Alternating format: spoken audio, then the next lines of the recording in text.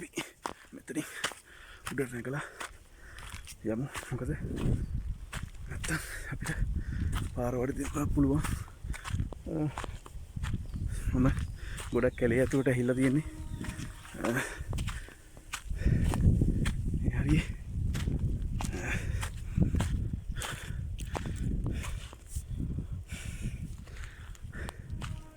යාළුවනේ කෝච්චි එක සද්දයක් ඇහෙනවා. මම හිතන්නේ මේ ළඟම ස්ටේෂන් එකක් තියෙන්න ඕනේ.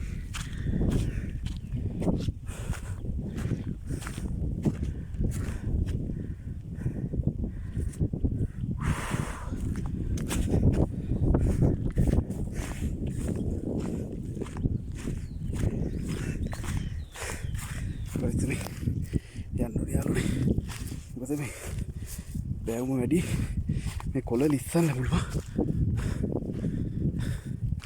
ඒක නිසා වැඩි පරිස්සමෙන් අපි ඇවිදින්න ඕනේ.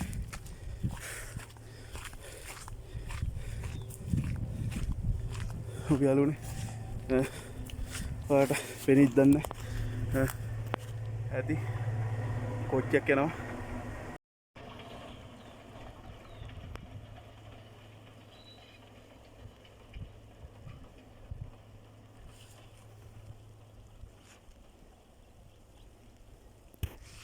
දැක්කේ මම කිව්වේ කෝච්චිය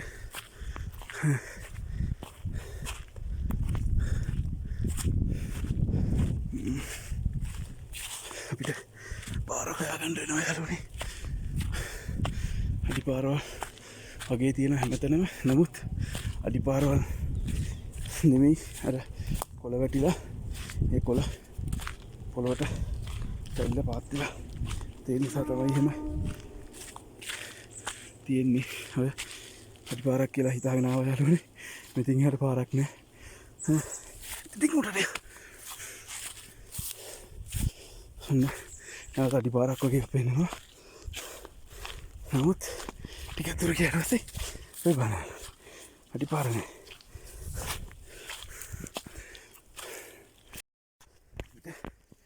අඩිපාරක් හම්බුණා.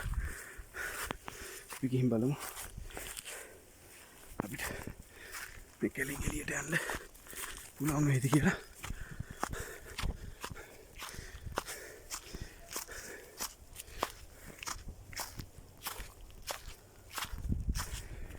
සෑහෙන දුරක් ආවා යාළුවනේ. හරියට පේන්නේ නැති ඊට පස්සේ මම ආපු දුර කොච්චරද කියලා.